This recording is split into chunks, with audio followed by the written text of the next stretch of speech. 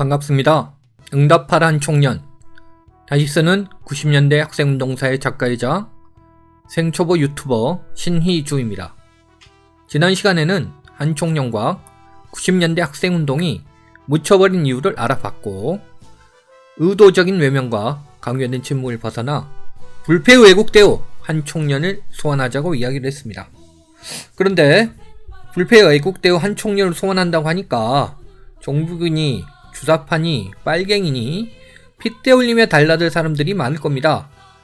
여기에 보통 운동권 출신이라고 하면 일반적으로 입바른 말만 하는 이상주의자 또는 경제적 능력과 상관없는 대책 없는 낭만주의자 같은 고정관념을 가지고 계신 것들 같아서 제 이야기를 먼저 해보겠습니다. 저는 2001년부터 2016년까지 대략 30즈음부터 40대 중반까지 중국 내륙에 살면서 유통사업을 진행했습니다. 대한민국 검찰이 국가보안법 위반 혐의로 재판정에 세웠던 운동권 출신 청년이 공산당의 나라에서 자본가로 살면서 인민들을 고용하며 살았죠. 중국 인민 노동력을 착취한 건가? 아무튼 중국 인민들의 노동력으로 제품을 만들고 또 이것들을 중국 인민들에게 팔아서 인민폐를 벌였습니다. 그리고 여기 보시다시피 2012년 중국 시장이 가장 뜨거울 때 코트라 대한무역투자진흥공사죠. 심층 보고서를 발간했고요. 주제를 보시면 중국 식탁 한류를 쫓아보라. 한국 식품의 중국 내수시장 유통망 확대 전략이라는 제목으로 심층 보고서를 작성을 하고 발간을 했었습니다.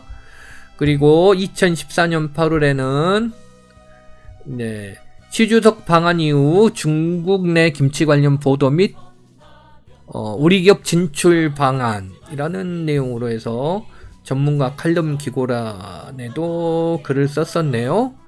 네, 맞습니다. 나름 그 분야 전문가로 인정을 받고 살았고 사업체도 그럭저럭 돌아갔다는 이야기겠죠. 여기에 말입니다. 2016년 여름 이게 무엇이냐?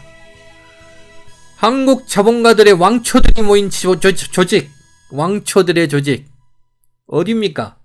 정경련 전국경제인연합회에서 주최했던 한중 재계회의 포럼에 발제자로 초대를 받아서 기조 발표를 했습니다. 한중 FTA 체결 이후 한국과 중국의 식품사업 협력 모델에 대한 기조 발표를 했었네요. 여기 보시면 식품산업 신희주 코시안 대표 나와있죠. 그리고 이것이 무엇이냐? 신화사통신. 여기가 바로 그 공산당의 통신사에서도 이렇게 상당히 비중 있게 제 발언 내용을 이렇게 잡아줬네요. 2016년 여름쯤에 저희 중국 사업이 이제 15년간 악정고타며 이렇게 조금씩 커 나갔지만 이제 활짝 피는구나 싶었죠. 그런데 말입니다. 2016년 가을에 느닷없이 최순실 박근혜 정권이 사드를 배치하면서 중국 사업이 힘들어졌습니다. 어쩔 수 없이 제 인생도 꼬이면서 리셋했고요. 꼰대들의 전형적인 나 때는 말이야 이야기 같아서 쪽팔리긴 합니다만은 제가 미리 이야기하고 싶은 건 이거예요. 우리 사회는 종북, 주사파, 친북 세력이 나라를 망친 것이 아니라 오히려 미국과 서구 중심의 시각이 길들여진 우리 사회에 다양한 시각들을 내놓고 우리 사회를 한 단계 더 업그레이드 시키고 있습니다. 지들이 말하는 종북 좌파가 우리 사회를 업그레이드하는 동안 수고냉전세로 무슨 짓을 했냐 제가 묻고 싶은 말이에요. 청춘 시절 꽃병 들고 싸웠던 저도 나이가 들면서 현실 속에서 다양한 성과를 만들고 사회 일원으로 살아가고 있습니다. 우리나라의 국격을 높이고 있는 컨텐츠 산업을 봅시다.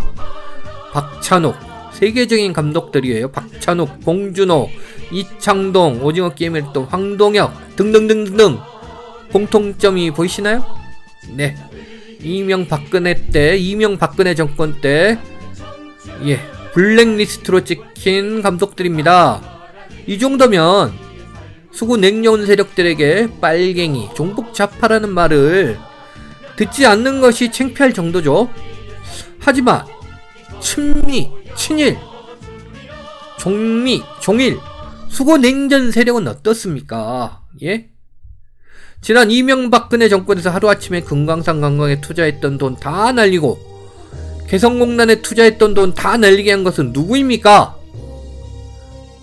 거기다가 사드 배치해서 제 사업 망치게 한 사람이 누구입니까? 하루아침에 공장문을 일방적으로 닫게 만든 최순실 박근혜 정권의 개성공단 폐쇄 만행. 개성공단 기업들이 무슨 죄를 졌습니까? 예? 그 다음에 개성공단 기업의 그 자산들이 최순실 박근혜 겁니까? 우리 기업가들의 피땀 흘린 재산입니다. 근데 그걸 왜 지들 맘대로 폐쇄해요? 폐쇄하려면 보상금이라도 주던가. 중국의 공산당 정권에서도 상상할 수 없는 짓입니다. 네, 이미 지난 일이라고요? 수구 냉전 세력들의 황당한 짓들은 2022년 지금도 여전합니다. 유럽에서 전쟁이 아직도 진행 중이고 더 확전될지도 모르는 이런 위험 상황에서, 그 다음에 미국과 중국의 패권 대립이 전 분야에서 격화되는 와중에 한미일 공조만 외치면 답입니까? 일방적인 친미, 친서방 정책으로 우크라이나를 전쟁으로 몰고 간 젤렌스키, 독도를 침탈하고 침략의 역사를 부정하는 일본 구구집단과 함께 한미일 공조를 외치는 수구 냉전 세력들이 바로 젤렌스키처럼 우리 땅을 전쟁의 위기로 몰고 가는 것이 느껴지지 않습니까? 수구 냉전 세력과 반북 진보들의 사상 공세를 정면으로 맞받아친 청춘들의 이야기, 제1부 2장. 네, 제1부 2장입니다. 이게 주사파, 친북, 종북, 그래서 어쩌라고? 네, 요즘은 어쩔TV란 말을 많이 씁니다만은, 자, 함께 읽어봅시다. 네, 제2장은 크게 세 단락으로 나눠졌네요. 1번, 치킨은 살 안 쪄요, 사상은 죄 안 져요.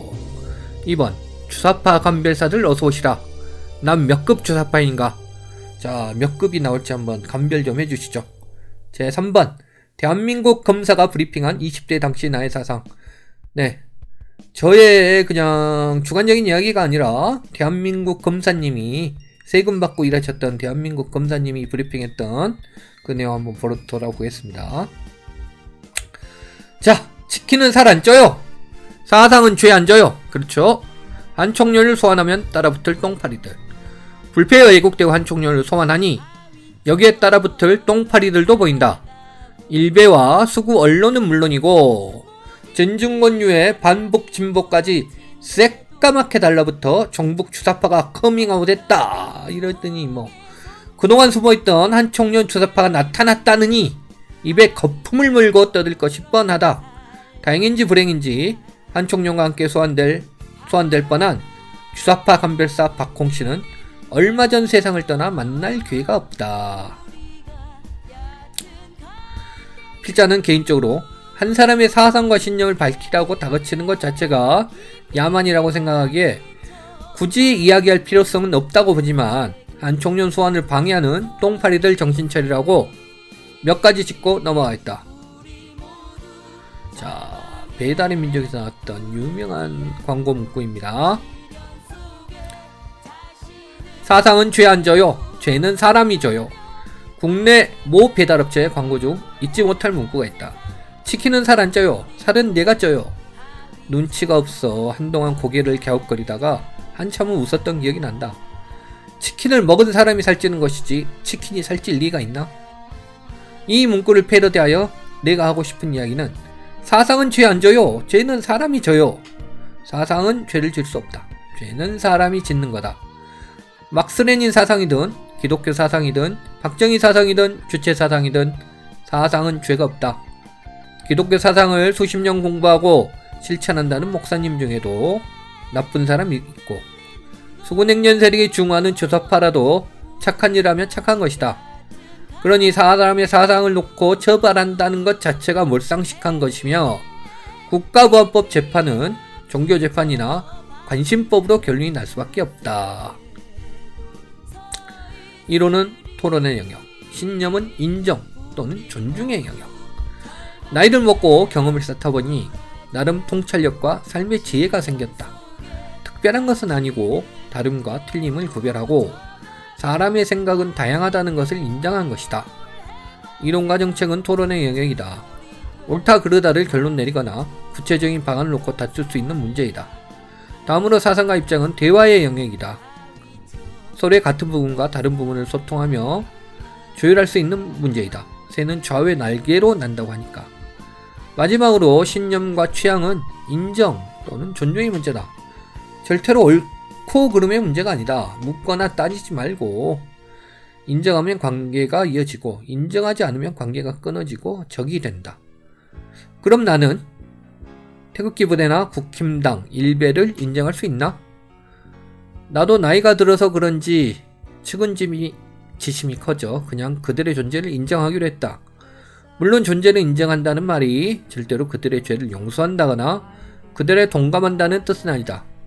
영화 신세계에 나왔던 대사 중 살려는 드릴게 정도의 의미랄까.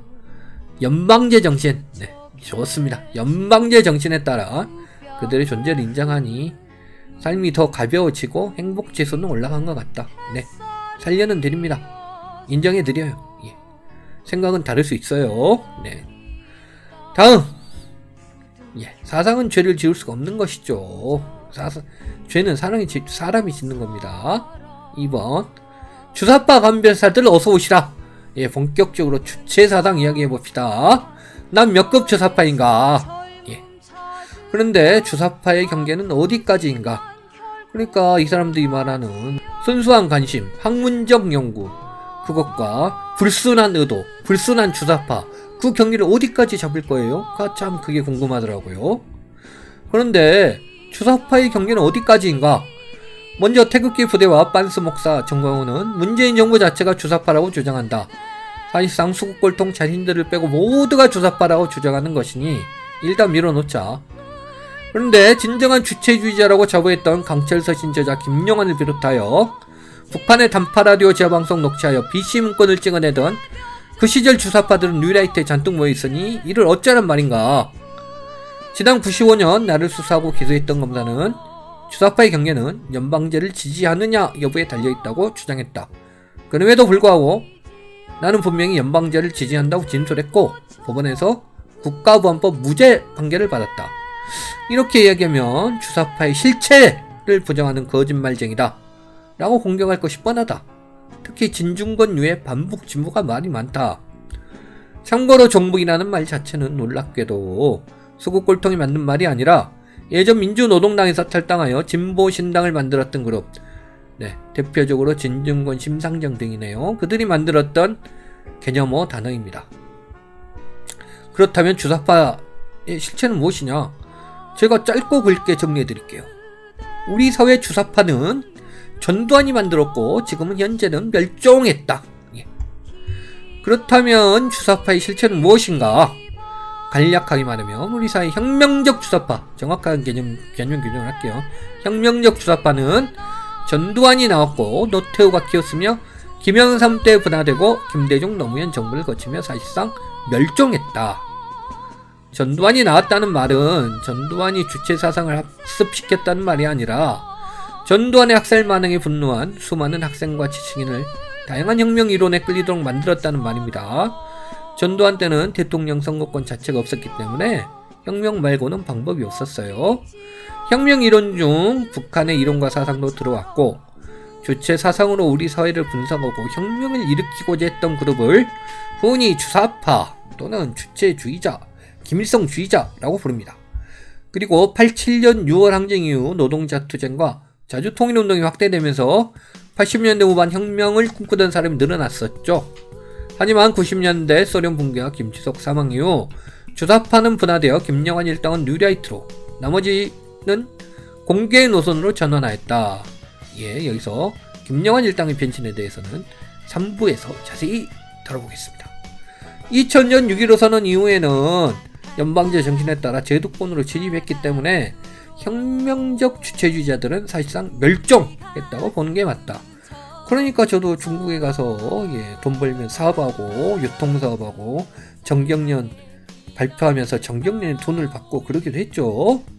내심 북한식 사회주의를 이성사회로 생각하는 사람도 있겠지만 지금 당장 혁명을 통해 북한식 사회 시스템을 우리 사회에 이식하자는 혁명적 주체주의자 그룹은 멸종했다. 대략 남한내 주체주의자들의 역사는 이렇게 요약할 수 있는데, 이렇게 구구절절 이야기해도 반복 사상이 찌는 이들은 북한의 지도자와 군사, 외교를 인정 또는 존중하는 것을 놓고 주사파, 종북이라고 비난하고 있으니 답답합니다. 내가 이상한 것이 아니라 반북물 꼴통, 당신들 눈이 이상한 것입니다. 예, 옷자가 하나 나왔네요. 고쳐야겠어요. 자, 주사파 간별사 어서오세요. 나는 몇 급입니까? 궁금합니다. 스스로도. 돌이켜보면 나는 자주민주 통일이 우리의 과제이고 민족 공제로 외세를 몰아내야 한다는 신념을 확실했다. 하지만 혁명적 주체주의자가 되는 건 스스로 포기했다. 주체혁명 투사가 되기에 나는 턱없이 부족하다는 걸 알았기 때문에 내가 할 수 있는 범위에서 봉배했다. 그런데 전남대 총학생회에서 일하던 시절 1995년 나에게 혁명관이 부족하다, 사상이 의심스럽다 등 비판을 넘어 모욕을 주던 여자 동기가 있었어요. 상당히 명랑하게 살았던 친구였습니다.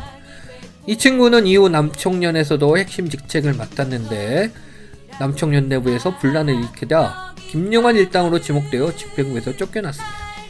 이후 본색을 드러내고 전남대 총학생회 선거 유세에서 주사파를 척결해야 한다, 빨갱이들이 총학을 장하겠다고 연설했다는 말을 듣고 멘탈이 붕괴됐었습니다.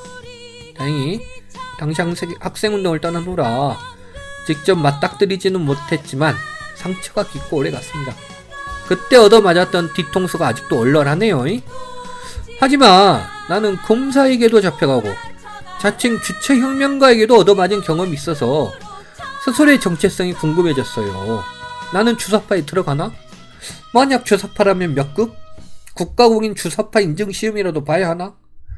그런데 국가공인 주사파 간별사 박홍씨가 세상을 떠나버려 누구를 불러야 할지 고민이다. 진중공씨 요즘 열심히 일하는데 한번 부탁해볼까? 도대체 주사파의 경계가 어디까지예요? 그걸 말해주라니까요. 이미 주사파는 멸종했다고 나는 생각하는데. 자, 그래서 공식 문서 95년 검찰의 재판 기록을 좀 뒤져봅니다. 야,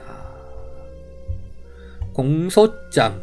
예, 이게 지방검 1심 법원에 검찰이 제출했던 공소장이네요. 죄명은 특수공무집행방해치상, 특수공무집행방해, 국가보안법 위반, 화염병 사용 등의 처벌에 관한 법률 위반, 집회 및 추위에 관한 법률 위반. 이게 당시 학생운동 때려잡기 5종 세트라고 해서 이렇게 나왔던 죄명들이고요. 당시 나이는 만으로 21세. 아, 청춘이었네요. 청춘이었어. 저도 이런 시절이 있었습니다. 수고언론의 북한 보도 보면 암 생기거나 조현병 걸린다. 이 부분을 쓰다 보면 할 말이 너무 많아서 간단히 언급하겠다. 북한 무너진다고 수구꼴통들이 노래 부른 지 30년이다. 거기다가 수구언론에 의해 죽었다가 부활한 사람이 몇 명이던가. 그런데 이따위 수구언론이 뿌려놓은 북한 혐오 점수에 부화 내동하는, 어쩌면 확대 재생산시키는 반북 진보들도 정신 차려야 한다. 요즘은 반북 진보들이 경씨, 윤씨 지지로 많이 들어가 버리더라고요. 이 정도면 뭐 진보라고 불러주는 것 자체도 이상합니다. 동의할 수 없습니다. 수구 언론의 북한 보도는 그냥 무시하는 게 건강에 좋다. 이것만 보고 있으면 암 생기거나 조현병 걸린다. 그래서 수구 언론의 개소리를 잠재울 자주와 평화의 스피커가 절실히 필요하다. 그런데 정세가 바뀌면 조선일보사가 먼저 확 돌아설 수도 있다. 네, 조선일보사. 이거 신문사 이름부터 완전히 이거 종북 아닙니까? 왜 조선이야? 대한일보사로 이름을 바꿔야지. 네.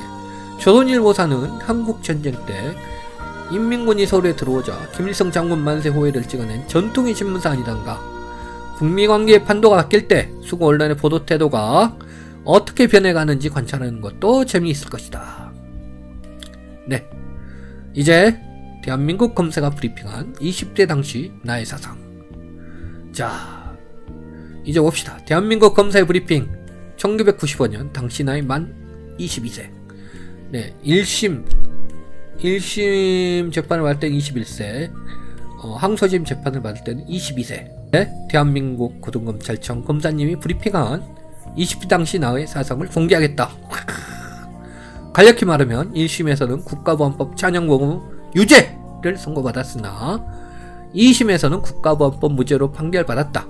재판부에서 무죄라고 했으면 정신 차리고 검사님들 반성할 일이지. 검사님은 기어이 대법원에 상고이유서를 제출하여 내가 빨갱이라고 일러바쳤다. 상고이유서 중 일부를 공개한다. 상고이유서는 고등법원 2심 법원에서 판결을 받은 후에 이에 불복해서 대법원에 제출하는 게 상고이유서입니다. 당시 저는 2심 판결은 인정을 해서 상고를 안 했는데 검사님은 상고를 했어요. 예, 그 상고이유서입니다. 검찰 측 상고이유서. 광주 고등검찰청에서 항소심 무죄 판결 후 대법원에 공소사실을 봉하여 제출한 상고이유서. 예, 이런 문서 정말 구경 힘든 문서예요.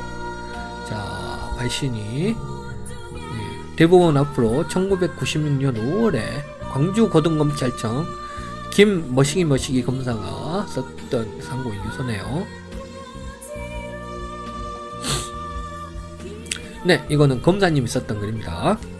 원심 법원은 본건 표현물에 가면 저 검사가 기소를 했던 미제 침략 백년사, 그 다음에 북한 소설집 뻑국새가 노래하는 곳, 그겁니다. 본건 표현물이 역사를 전공하고 있는 피고인의 학문적 연구의 목적과 결코 동떨어진다고 볼 수 없는 터이므로 피고인이 위 표현물을 취득, 소지, 독서, 토론한 것만으로서는 국가의 존리 완전이나 자유민주적 기본 절수를 위태롭게 한다는 점을 알면서 반국가단체인 북한 공삼집단의 활동에 동조하는 행위를 할 목적이 있었다고 볼 수 없다고 합니다. 이건 판사님이 이렇게 판결해 주셨어요. 근데 이거에 대해서 검사가 받아들일 수 없다네요. 왜 그런가? 그러나 피고인이 1심 법원에서 성립 및 임의성을 인정한 검사 및 경찰 피의자 신문 주소에 의하면, 네, 여기는 제가 보안수사대가 검찰 수사에서 진술했다는 내용 중에 엑기스를 여기 검사님이 뽑아서 빨갱이라고 규정을 한 내용입니다. 보시죠. 우리나라는 인위적인 분단으로 인하여 반공 이데올로기가 지배하고 있는데 그 반공 이데올로기에 편성하여 소수 기득권 세력이 다수의 민중을 지배하고 있어 국민의 힘으로 그 소수 기득권 세력을 척결해야 한다. 맞는데? 네. 우리나라는 일제 식민지 잔재를 청산하지 못한 상태에서 해방을 맞았고, 이거는 제 진술을 받아쓰기 잘못한 거죠. 해방 후에 일제 식민지 잔재를 제대로 청산하지 못했다, 이렇게 이야기했는데 이 선우가 틀리잖아. 어떻게 이게 말이 돼? 일제 식민지 장세를 청산하지 못한 상태에서 해방을 맞을 수가 있나? 해방을 맞으면 청산하는 것이지. 미제와 아무튼 그래도 완전히 틀린 말 아니라고 인정해주고 넘어갑시다. 미제와 결탁한 소수의 지배 세력들이 반공 이데올로기라는 수단으로 다수의 힘없는 민중들을 억압하고 있으므로 이들을 몰아내고 진정한 민주정부를 수립하는 것이 성결 문제이며 서로의 차이를 인정하는 방식인 연방제로 통일을 이룩하는 것입니다. 네, 미제라고 내가 진술했는지 미국이라고 진술했는지 정확히 기억은 안 납니다만은 여기서 미제라는 건 미제국주의를 뜻하는 것이고요. 저는 미국이라고 이야기했을 건데 검사님은 미묘한 이런 표현으로 빨간머리를 쫙 찌끌고 싶었던 모양입니다. 근데 다 맞는 말인데. 80년대에는 민중봉기로 정권을 무너뜨려야 한다는 주장들이 있었으나 저희들은 먼저 민주노총 젊은 학생들이 민중의 의식을 깨우치고 난 다음 선거를 통하여 민주정부를 수립한 후 통일을 이룩하자는 것입니다. 연방제 통일에 대해서는 또 흡수 통일이 아닌 서로의 체제를 인정하는 두 체제 두 정부 1국가 1민족의 통일 방식입니다. 거의 그 자주민주 통일론 강의를 했네요. 강의를 했어. 이게 90년대 중반 당시 한총련 청년 학생들의 일반적인 인식이었어요. 오, 좋은데? 맞는 말들인데? 예. 북한의 주체 사상에 대해서 북한 사람들이 철석같이 믿고 있는 사상이기 때문에 북한 주민들의 믿음을 이해하고 있다. 뭐 이런 표현까지는 내가 쓴 것 같지 않은데 철석같이 믿고 있다. 뭐 이런 촌스러운 표현은 내가 안 썼어. 예. 조선의 민중들이 그들의 사상으로 믿고 있고 그들의 사상으로 생각하고 있고 생각의 차이를 인정하고 그들을 이해하고 존중하고 있다. 이렇게 진술했습니다. 이렇게 예, 신의주는 청년 이런 식으로 진술하고 있는데 다음 부분은 이제 상고에서 나오는 부분은 이제 복사에 붙여넣기 한 거예요. 이거는 검사가 복사에서 붙여넣은 건 뭐 물론의 기반 주체 사상의 기반 어찌고 저찌고 드드드드드드드 그거 이제 평소에 써놨던 거 복붙해놓고 이제 결론에서 내가 앞에서 이야기한 이러한 진술했던 신의주가 진술했던 내용이 검사가 복사해서 붙여넣기 한 북한 공산 집단의 주장과 유사하다고 할 것입니다. 그래서 빨갱이니까 처벌해야 된다. 예, 이렇게 삼고를 했어요. 검사님이. 자, 평범한 22살 대학생에 걸린 고등검찰청. 위 상고 이후서는 1심 검사가 작성했던 공소장이 무죄 판결을 받게 되면서 고등검찰청에서 다시 봉황하여 대법원에 제출한 것이다. 보안수사대에서 잡혀간 후 5명의 수사관이 돌아가며 36시간 잠도 못 자게 하며 취조했던 내용 중 검사가 가장 빨갱이스럽다고 다시 정리한 내용이다. 고등검찰청 검사가 열심히 일했음에도 불구하고 나는 변호사 없이 대법원에서 무죄 확정 판결을 받았다. 아, 다시 읽어보니 내가 쌀진 않았나 보다. 보안수사대에서도 검사 앞에서도 당당했던 한 청년과 나의 청춘 시절을 칭찬해주고 싶다. 아, 그런데 네, 솔직히 너무 순진하고 무모했습니다. 당시 나는 수사관과 검사에게 거의 자주민주 통일 강의를 했던 것 같은데 지들도 양심 있으면 우리 것들을 덜 괴롭히지 않을까 하는 일만의 기대를 하며 순진한 기대였죠. 그런데 문득 나를 기소했던 검사는 지금 뭐하고 있나 궁금해서 찾아봤다. 나를 기소했던 1심 검사는 전남 출신 서울대 졸업생인데 나와 남청년 동지를 구속시킨 걸 포인트로 차곡차곡 쌓아서 승진하여 서울고검 부장검사까지 하고 지금은 대형 로펌 변호사하고 있다. 항소신 검사는 충청 출신 서울대 졸업생인데 한총련 청춘들 열심히 잡아넣어 포인트 쌓아 지청장까지 승진한 후 변호사도 기업하고 새누리당 국회의원도 했더구만요. 아휴, 괜히 검색했다. 어느 정도 예상은 했지만 갑자기 짜증이 밀려왔다. 나이 50이 가까운데도 아직 소양이 부족한가 보다. 네, 결론입니다. 나 김주석 존경하고 주체사항 공부했다. 그래서 어쩌라고? 너나 잘하세요. 네, 이거는 친절한 금자씨의 이영애 누님 버전으로 읽어주시면 되겠습니다. 글이 너무 길어졌다. 한 청년을 둘러싼 주사파 논란 간단히 마무리한다. 그래, 나 항일 무장 투쟁의 영웅 김일성 장군 존경하고 대학 시절 주체사상 공부했다. 그래서 어쩌라고? 어쩔 TV! 너나 잘하세요. 그리고 당시 국가보안법 무죄 받았던 신문 한번 봅시다. 네, 전남일보에도 나왔고 한겨레 신문에도 나왔고 광주메일에도 나왔었네요. 광주일보에도 나오고 전대신문에는 대문짝만한 인터뷰 기사도 실렸네. 그리고 당시에 총학생이 있는 총학생의 사무실에 있는 팩스로 제가 직접 보도자료를 작성해서 돌렸던 기억이 있습니다. 네, 주사파 논란 다시 한번 묻습니다. 종북 좌파가 우리 사회를 업그레이드하는 동안 수구냉전 꼴통 세력들 당신들은 무슨 짓을 했습니까? 마칩니다.